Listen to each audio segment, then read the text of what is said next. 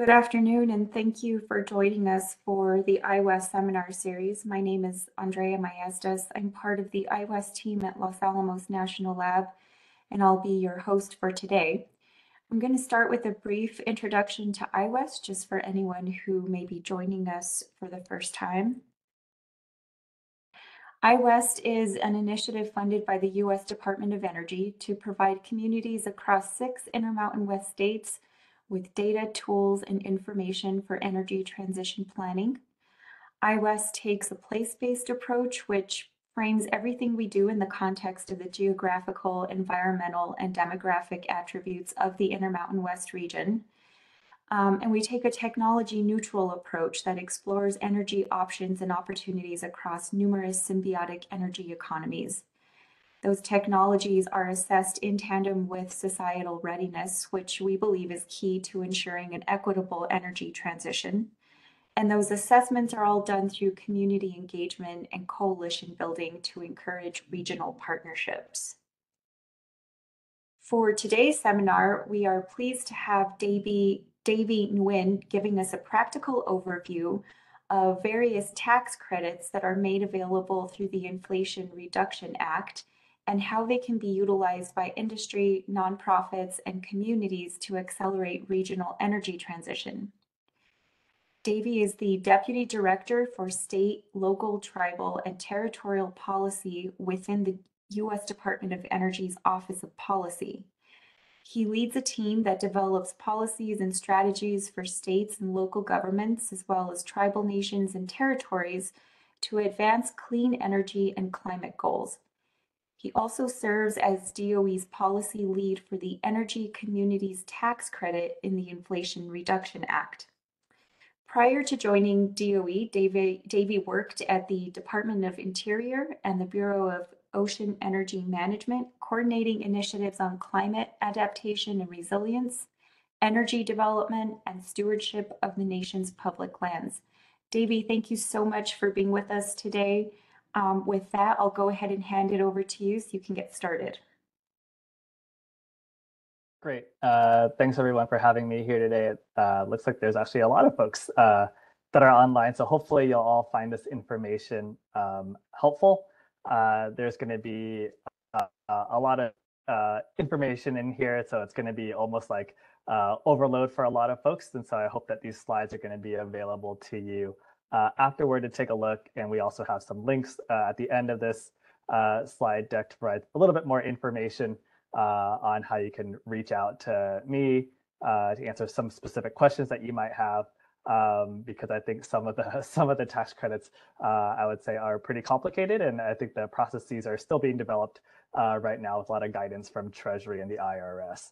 I think I'll go ahead and just let folks know that I am not a tax lawyer. I am mainly here just to kind of educate folks on some of the opportunities here, and so if you are a developer or looking to actually place projects, develop projects yourself, you might want to actually, do a little bit more homework rather than just trust me on, sort of $1 million investments.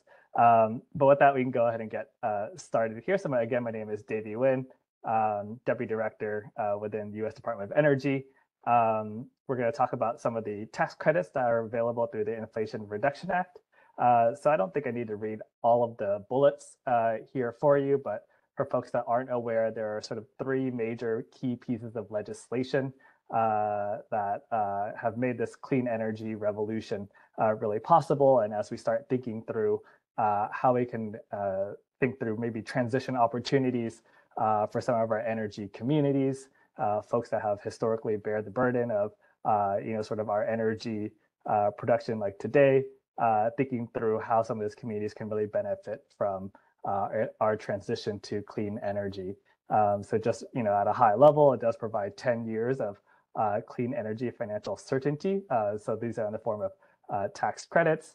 And then a lot of the tax credits are actually available not only to developers, but you'll see that they're actually available for individuals, for households, also other folks like nonprofits, local governments as well, through something called elective pay, which we'll get into in a little bit here. Go ahead and get to the next slide.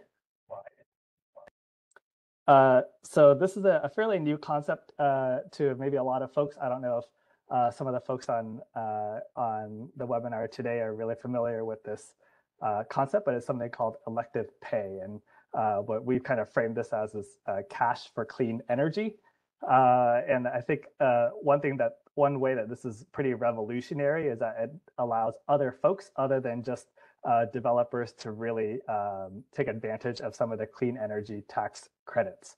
So elective pay allows local governments and other tax-exempt entities to receive a cash payment from the IRS for eligible clean energy investments. So if you just look at the picture on the right-hand side there, this is just a very simple example for folks to help understand like some of the projects that you might want to be developing in your respective communities. For example, these can be smaller solar arrays, but it can really be helpful to benefit some of your households, hospitals, any nonprofit organization or just local government can really take advantage of elective pay here. So one example that we've thrown in with some of the tax credits, and we'll talk about this, we'll revisit this slide in a little bit. But let's just say hypothetically, local government wanted to invest $600,000 in eligible solar, battery storage, and EV chargers at a community center. All of those three uses are eligible for tax credits. And so through elective pay, you'll receive about $180,000 cash payment from the IRS because they qualify for the 30% investment tax credit. This is a pretty high level simplified example, but again, this is just to get your brains kind of turning a little bit in terms of what's possible, especially as we're thinking through electrification, and as we're thinking through more and more EVs that are going to be on the road, as we're thinking through the work that maybe you all might be doing in respective communities, how we can really educate some of these folks to really take advantage of the tax credits to really build a more sustainable, or at least introduce clean energy into some of these housing developments, for example. Next slide, please. So again, just to recap on elective pay, so it is tax-exempt government entities can now receive a payment equal to the full value of clean energy tax credits, even though they do not owe taxes. So again, I think this is something that we've historically looked at and as something only being available for utility scale projects, working with developers, but now this allows smaller entities that we had mentioned, schools, hospitals, local government, to really take advantage of bringing things like solar, wind to their neighborhood. The tax credits earned through elective pay can be combined with other DOE grants and loans. This also works for potentially other federal agencies as well. And so we know that there's a lot of work that our other agencies might be doing to help fund clean energy projects. And so there's definitely certain ways to combine all these things together to help minimize some of the upfront costs associated with bringing clean energy to your communities. And then also there's a pre-filing registration form that's all available on the, it's being developed right now, but it'll be available on the IRS website. And so they'll have a little bit more information there. But again, this is just one way of talking through a little bit about the process right now to get a project in place. Next slide. So who's eligible? I alluded to that a little bit earlier, but there's a lot of different opportunities for other folks to really take advantage. We had mentioned schools, hospitals, local government, but public and private charities, religious organizations, business leagues. And as we start thinking through local governments, state governments, Indian tribal governments also qualify, and then also thinking through how we can start educating other folks to expand it to municipal electric utilities and rural electric cooperatives. So there's a lot of eligible entities here. And so again, all this information is available on the Treasury and IRS website if you want to take advantage of elective pay. Next slide. So which tax credits are actually eligible? There's, I think there's about maybe 22 or so different tax credits that are actually available. in the Inflation Reduction Act, but 12 of them are actually eligible for elective pay. The main ones that you're really looking at are the investment tax credit, which we refer to as the ITC, the production tax credit, and these are all for clean electricity. And then there's a previous example that we talked about earlier with EV charging stations in that graphic. And so there's a credit for EV chargers installed in low income and not urban areas, and then also for credit for commercial vehicles. And this is to facilitate the transition from maybe gas-powered cars and commercial vehicles to EVs. Again, there's a full list of those credits available on the IRS website for all 12 of those tax credits. Next slide. So again, just to revisit this now that you have a little bit more information, hopefully this graphic might make a little bit more sense, but just to reiterate that you can swap out, any of the pictures here. You can swap out the solar panels with a wind turbine, for example, or you can swap out that community center with, housing. You can think through, other hospitals, for example. And again, this is really just to drive that point home. There's a really good example, I think, that was written up in the news maybe 2 weeks ago about how hospitals are really trying to take advantage of elective pay. So I can circulate that link later. But again, this is just to really get the word out on what this opportunity could be. And I think we think it's a pretty revolutionary kind of game changer in the tax credit world, especially for clean energy. All right, next slide.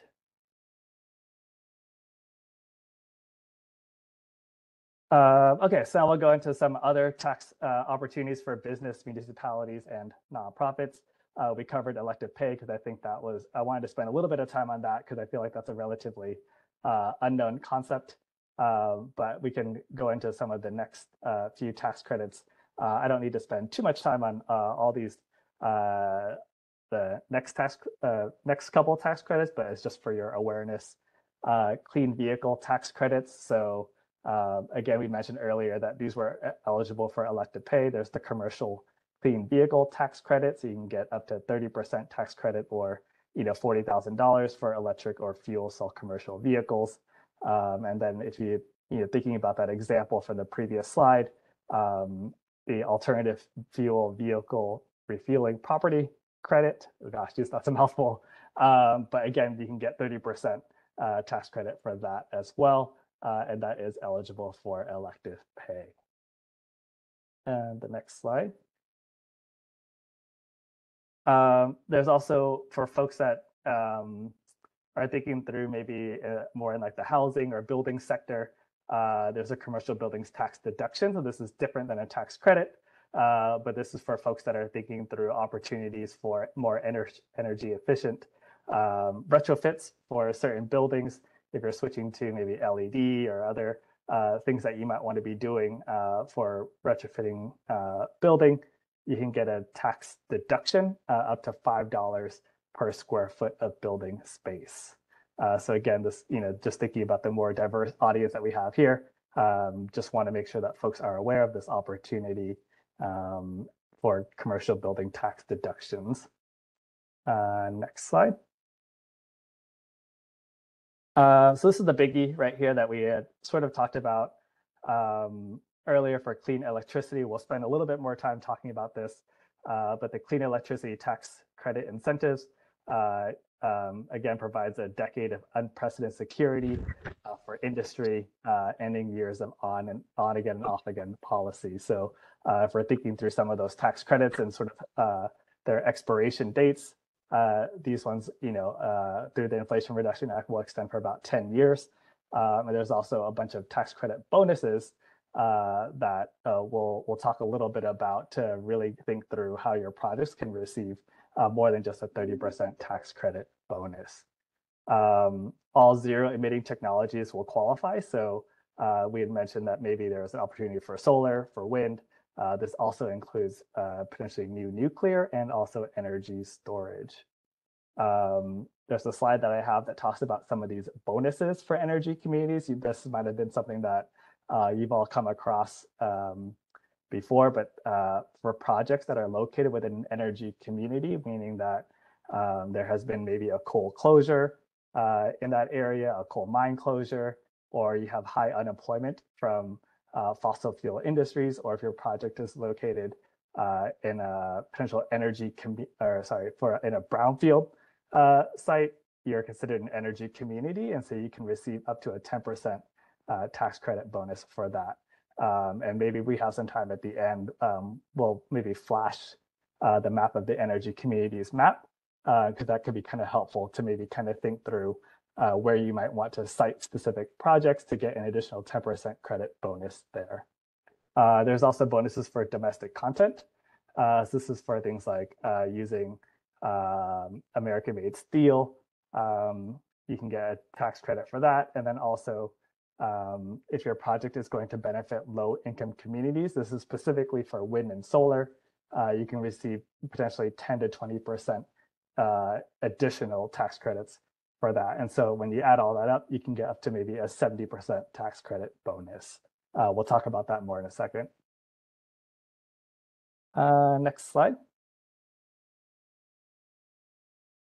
This is something that was pretty helpful when we were out in communities. We engage a lot with, all the different rapid response teams. And we're starting to hear more and more opportunities for folks to really want to engage on things like community solar.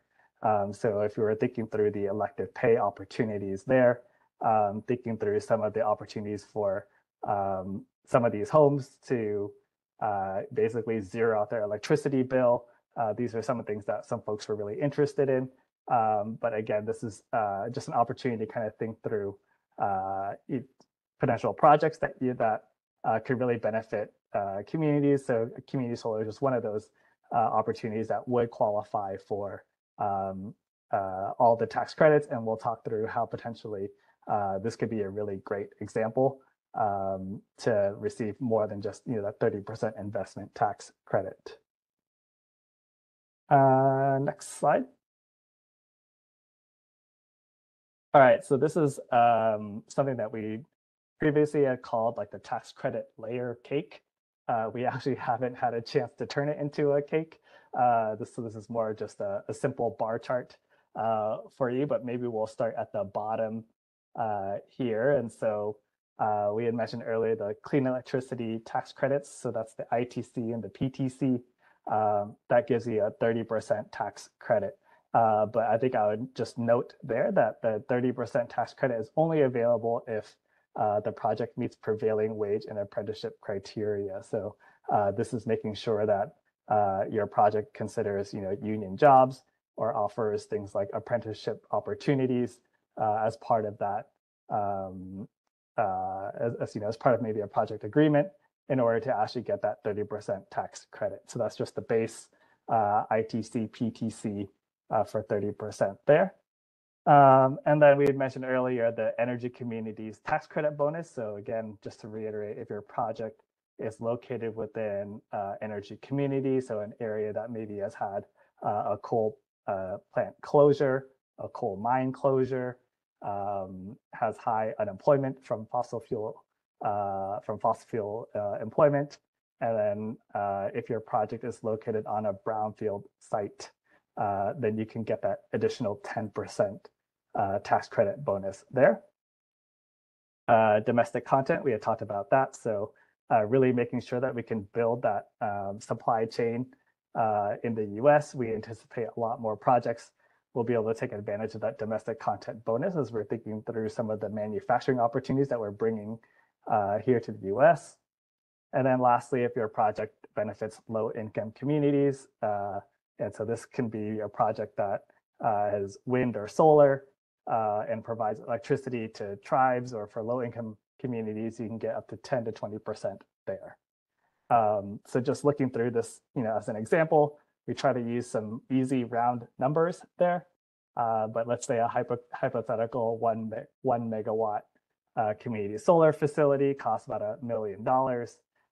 If you were to meet all of the requirements on the left-hand side, and your project was eligible for all those tax credit bonuses, you could get a tax credit worth about $700,000. So that's 70%.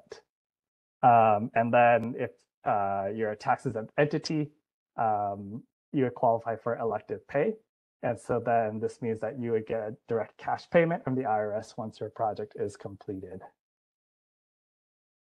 Wow, I feel like I just gave a lot, giving a lot of you a ton of information. And so we'll be able to ask questions at the end here.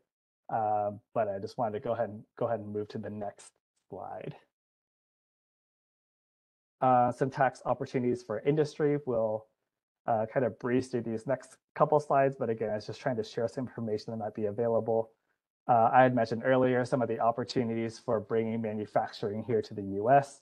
There are specific tax credits. This is something called 48C that maybe some folks might be aware of. There's a $10 billion in tax credits to build or retrofit facilities that produce clean energy products. And I think one thing that's important to note here is that there's a $4 billion set aside, and this really helps manufacturing specifically in energy communities. So again, communities that have experienced a coal mine or a coal plant closure, there's $4 billion that's set aside to make sure that we can bring manufacturing opportunities to some of those communities. And there's also $2 billion for DOE grants to retrofit automaking facilities as well. So again, just some quick little tidbits of information that might be helpful for manufacturing. Next slide. So there's also tax incentives for home builders. There's the recently released Zero Energy Ready Homes Tax Credit 45L. And this is for tax credit about $5,000 per home for homes that meet applicable Energy Star Home Program or DOE Zero Energy Ready Home Program requirements. Again, there's more information available on DOE's website for the rest of these tax credits. Next slide. And then we're getting to some saving opportunities for consumers. So I think a lot of you actually interact with other folks at the community level. And so I think it's going to be important, to really utilize, sort of where you sit and sort of your connections to help get the word out on a lot of these tax credits. But again, it's also important to demonstrate that, even the average consumer can really benefit from the Inflation Reduction Act. So the next slide talks about some of the opportunities that we have to actually make our homes and appliances more energy efficient. So for example, if you didn't know what to do actually for your home, and if you actually want to swap out maybe your heat pumps or install heat pumps and swap out your windows and installation to make them more efficient, there's actually a credit that's available. It's about $150 for a home energy audit, and that's for someone to come to your house and actually perform that audit. Families could also claim up to about $1,200 in credits each year for installation and installing efficient windows and doors. So these might be things that folks might already be considering doing anyway, but now there's opportunities to receive a credit for that instead. And then also it's important to also recognize that state programs also offer rebates for electric appliances and home retrofits when these help just reduce your household energy bills each month. So just important to note that. So next slide. Yeah, no worries about jotting everything down here. These slides are going to be available to you, but this is one way that DOE tried to at least sum up some of these opportunities for consumer tax credits. But this could be really helpful as a little cheat sheet when you're working at that community level to really make sure that we can promote energy efficiency, all the different tax credits that are available. So for residential solar, for example, there's 30% tax credit for that. If you want to swap out your heating and cooling and install heat pumps, there's 30% tax credit for that. We had mentioned earlier some of your insulation, windows, doors, etc. Again, 30% of your costs could be offset up to the specific amounts that you see on the slide there. All right, and the next slide. So just some quick notes here. I don't think we need to get into too much detail, but there are some home energy efficiency rebates. There's also the home electrification rebates that are also available as well. These are distributed and offered through states and tribes. So there's a link for that, and those are administered through DOE's SCEP office. Next slide. And lastly, just some resources to provide you all with additional information, energy.gov/save, energy.gov/infrastructure. And then also the White House also has some information on the clean energy tax provisions. And then I forgot to mention that the IRS and Treasury also have a lot more detailed information and guidance on a lot of these tax credits. So with that, maybe I'll go ahead and stop and see if there's some questions from folks. I'm going to provide this link to Andrea really quick to see if she can help pull up that energy communities map in case folks aren't familiar with it, and we can maybe talk through that for a second.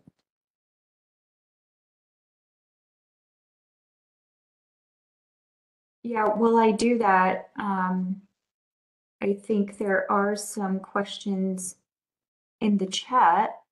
I'd like to first go to somebody that had their hand up, Blake Ridgway. I saw your hand up at one point. Do you want to ask your question?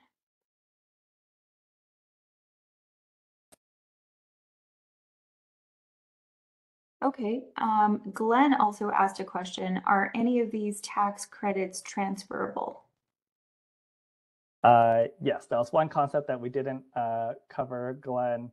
I'll put in the chat for you a whole link on FAQs for transferability. But the guidance that IRS released was on elective pay and transferability. And so again, this is a good opportunity to take advantage of that opportunity. I'll put that link in the chat for you.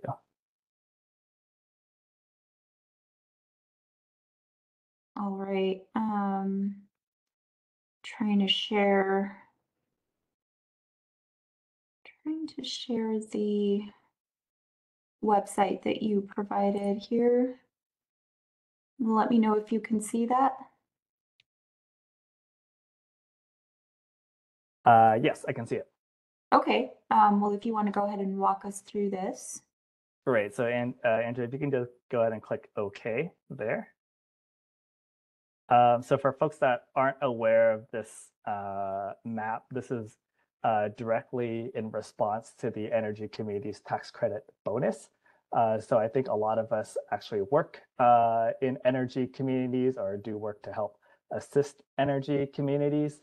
I mentioned earlier, there's the definition of energy communities of areas where we might have seen a coal power plant that has retired or a coal mine that has retired, and then also areas where there's high unemployment from fossil fuel-based industries, and then also brownfields. What this map actually shows is just the first two, so that's the coal and also the fossil fuel unemployment. Brownfields, there's, I think for some of the folks that maybe have worked in brownfields, there's just too many of them, and we actually don't know where a lot of them are. And a lot of the brownfields are actually identified at the state level. And so if you are considering a project on a brownfield, I think we'd recommend that you coordinate with your state on that, just to make sure that you can identify where the brownfields are. But in the guidance itself for energy communities, there are different ways to make sure that you can qualify there by doing something called like a phase 1 or phase 2 test. And this would be in line with what EPA would qualify for safe harbor for a brownfield. But if, yeah, thanks Andrew for zooming in a little bit, so you can kind of see, maybe in like the Four Corners region, or if we're just looking at this larger map in general, you can see where a lot of the coal mine and coal closures are. Those are highlighted in the dark orange and also the light orange. The dark orange is where we might have seen a closure, and then we recognize that some of those spillover impacts, for example, might occur in adjacent census tracts. And so the light orange is everywhere that's adjacent to where that coal closure might have occurred. So that's everything that's in the orange. And then all the purple is areas where we have what we call the metropolitan statistical areas or non-metropolitan statistical areas. These are basically groups of counties. And so if they do have high unemployment or higher than average unemployment, specifically for the fossil industries, those are also considered energy communities. And so a lot of the work that I know a lot of folks are doing actually occur in this area. A lot of the work that the Coal and Power Plant Interagency Working Group is doing revolves around some of the work that you see in this map here, especially in those communities. And so if you're thinking about some of those tax credits and how they all stack together, if you have that 30% tax credit for a solar or a wind project, if you're building it in anywhere that's shaded purple or light orange or dark orange, you would qualify for that additional 10% tax credit. So again, that would be a 40% tax credit for your solar or wind or nuclear project in any energy community. So I can put that link in the chat for everybody as you're thinking through some of your projects as well, but that might just be helpful to use as a resource. Great, and I think I see Blake had his hand, or yeah, well, it's down now, but Blake, did you get your audio working?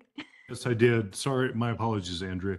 I was just wondering when the Treasury Department's going to promulgate all the or finalize all the rules associated with these. As far as I've seen so far, not many rules have actually been um, placed into IRS regs, and so it's difficult for project developers, communities, et cetera, to rely on promises. Yeah, I think so DOE works pretty closely with the Treasury and IRS team. Unfortunately, we don't really have a lot of the insight in terms of whether they're planning to publicly release the regulations there. But I think what we wanted to at least try to get out was just that initial guidance. It's also a good opportunity when we release the guidance to get feedback from you all in terms of what's working and what's not working. I think we have received comments from folks about energy communities, for example, that might change the way that the regs are actually written because I think that might potentially increase applicability for specific energy communities, as an example. But there are different safe harbor provisions in some of the guidance. You'll probably notice that it sounds like you're pretty well versed already in some of the guidance already that's been released. So that helps provide a little bit of certainty there. But yeah, unfortunately, not much more that we can share related to actual rules and when those will actually be available. I appreciate your response. Thank you. Yeah, no problem. There's another question in the chat from Walter Sharp. Does geothermal electric generation count?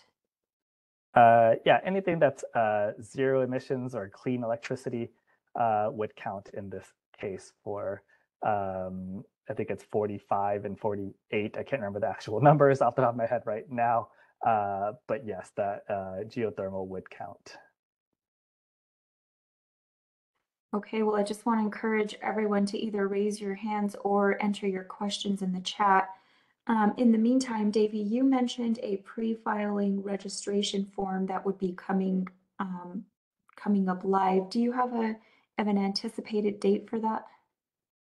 Hopefully soon, end of this year, going into early next.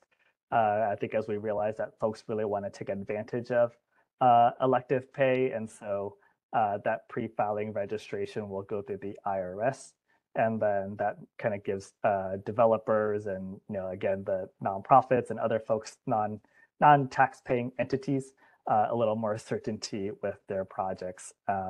We're working pretty closely with their team on developing all the associated guidance and regulations with all the tax credits, and so hopefully this is one of the things that we expect to come out fairly soon. Okay, thanks. The other question I had, and I found it really interesting that you mentioned home energy audit providers, and I know that you said there's a rebate or something like that for those services. That's not something I've actually ever heard of before. Is that like a new service that's being provided? And do you have any tips on where those can be found? Yeah, I think on energy.gov/save, I think it's all included as part of the slide deck. You'll find all the different information on all the different consumer benefits for energy efficiency. And that $150 rebate essentially is available as part of the IRA to do and help conduct that home energy audit. We recognize that some of the audits might be a little bit more expensive in other places, but it just helps offset some of that cost for folks that might not know where to even start. Should you be swapping out your HVAC system, or how do we actually do some of the insulation upgrades, or thinking through maybe changing out your windows. This would help at least just help guide you, so you can kind of think through how you want to be parsing out some of those home energy retrofits in the next year, couple of years, et cetera. Yeah, thank you for that. We have a question from David. Incentives for local hires in Justice 40 areas, like non-labor union laid off workers. Yeah, I think I have a rough idea what we're trying to get at here. So I'd mentioned earlier, there was a little chart, a bar graph that we had that kind of stacked all the tax credits on top of each other. And so in order just to receive that 30% investment tax credit or production tax credit, that 30% is basically contingent on meeting prevailing wage and apprenticeship criteria. That's it right there in the dark blue at the very bottom. So this really encourages developers to hire within the specific community. It doesn't have to be a union job, but it's really making sure that your projects are going to benefit that community. And so that project could potentially have an apprenticeship program, for example, and those are all things that would help satisfy some of those requirements and make sure that if we are developing a project in a Justice 40 area or an energy community, for example, that those jobs kind of stay within the community and they don't go elsewhere.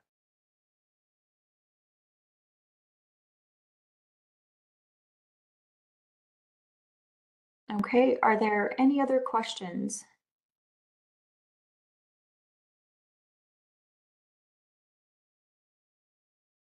Okay, we have one from Kayla. Is there a regular point of contact for state policymakers to familiarize themselves with these opportunities and relay their questions? Are you willing to be such a contact? And beyond hosting sessions like these, has DOE formulated any guidance for states on how to conduct IRA education? Yeah, that's a great question and something that we are trying to actively figure out now, as a lot of the guidance is coming out through Treasury and IRS. So yeah, the first sprint was just to interpret the Inflation Reduction Act and really get some of that guidance out the door. But now as we're switching into implementation, I think there needs to be a separate strategy there. So what we're doing is we're working with a lot of the national organizations. So the National Association for State Energy Officials, NASIO, some of our DOE offices, like our State Community Energy Programs Office, for example, is doing a lot of outreach on the ground just to start educating folks. We have been at different conferences at the Conference of Mayors, working a lot more with the National Governors Association, for example, on really trying to just get the word out on why states should really try to step up and take advantage of these opportunities. We can sort of be a mouthpiece here, but it's really just relying on other folks to really help get the word out. I'm happy to be your contact in the interim. That is totally fine. And then I will probably end up connecting a lot of folks to other folks on the DOE team who would be more who'd be doing a lot more of this work on the ground, and actually it probably would be better at this than I would be, that's for sure. But we are working on a larger strategy just to make sure that we're communicating consistent information. I know that the DOE team is out and about on the road pretty much every day, working with states on tax credit education and also just education on some of the other grants and other opportunities available within DOE. Thanks, Davie. There's another question in the chat, and I might just ask Walter to go off of mute and ask his question. Sure. I was just curious if you have to qualify for the base 30% tax credit before you can get the add-ons, or can the add-ons be standalone? In other words, do a energy community without prevailing wages and apprenticeship programs, and have it be built with American-made components. Yeah, so if you don't meet the prevailing wage and apprenticeship requirements, that percent is reduced in some cases, I think by 5%, or sorry, by a multiple of 5. Sorry, is what I think of what I meant to say. I'll provide a link in the chat here that talks about just the base ITC, PTC. But yeah, you can still stack, but you wouldn't get that full 30%. And the 30% is not a prerequisite in order to get the additional add-ons. They don't necessarily have to be in any particular order, but I just want to make sure that folks understand that the tax credit bonuses, the energy communities tax credit, the domestic content, those are all available for the clean electricity tax credits, and they don't necessarily apply to maybe some of the other tax credits that might exist. Understood. Thank you. Yep. All of the links that have been entered into the chat, I'm going to add them to your slides, Davie, so that when we post them on the iWest website, they'll still be available to everyone. Great. Okay, are there any more questions?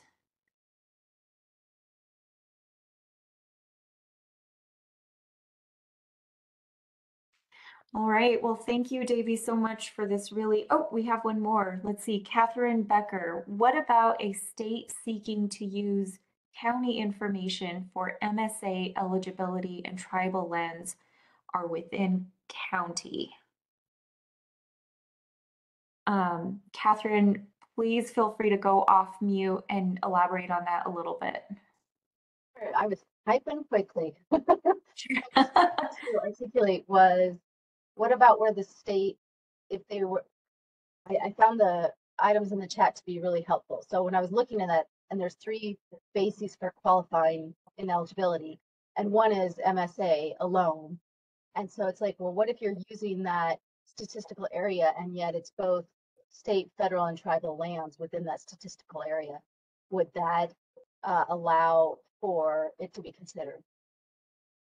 I think if I'm understanding the question correctly, if you look at the Energy Communities webpage, there's a FAQ there that talks about how we determine MSA eligibility, but it is a calculation that we did, and what I say we is actually the Treasury and IRS team that actually did that, basically summed up the employment ratios by fossil fuel jobs, and that was conducted by county.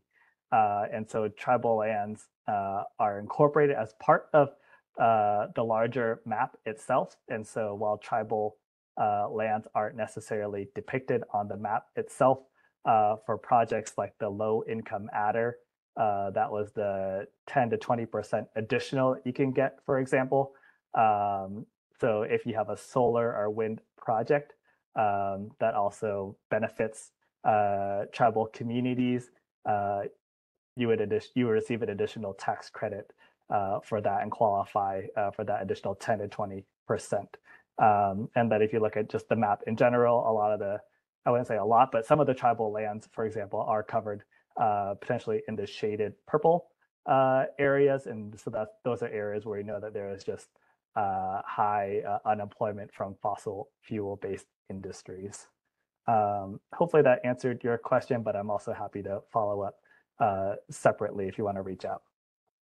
Well, thank you. I'll look at the FAQs because I didn't see that call out, but your description was helpful. And then it begs the question of whether hydrogen is considered as a renewable. Yeah, there's going to be more guidance on basically all the different technologies that will qualify for the clean electricity tax credit incentive.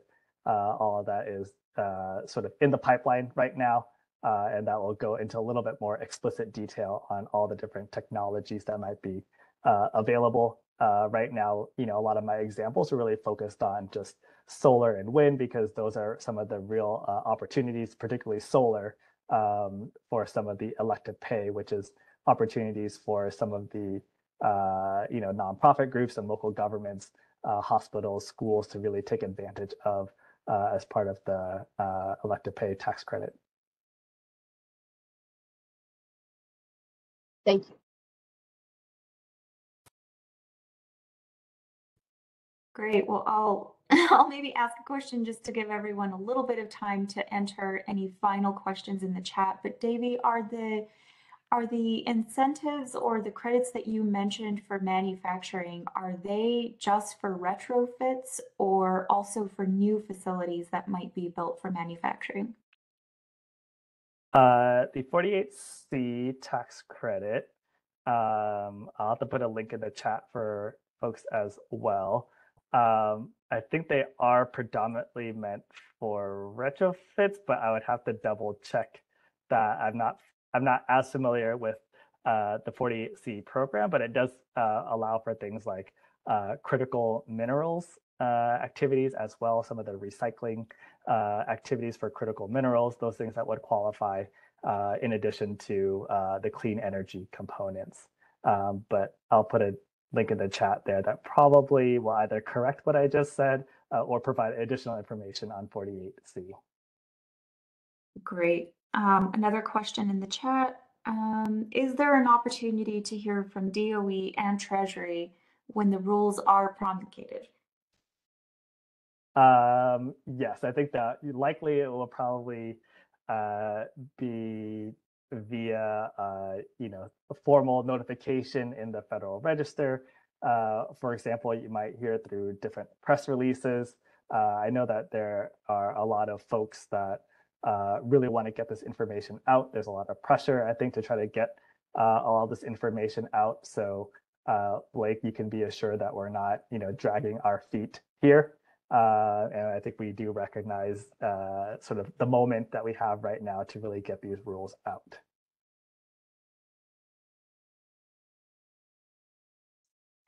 All right, well, I don't see any additional questions in the chat.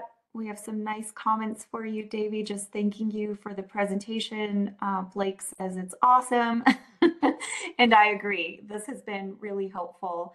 So I just want to remind everyone that the slides and the recording of this seminar will be available on the events page of the iWest website, iwest.org. We usually try to get that up within, a few days past the actual seminar. For those of you that have been listening in and tuning into our seminars, you might see things slow down just a little bit as we enter into the holiday season, but we'll try to keep the momentum going and look forward to seeing you at the next seminar. Thanks, everyone. Great. Thanks all.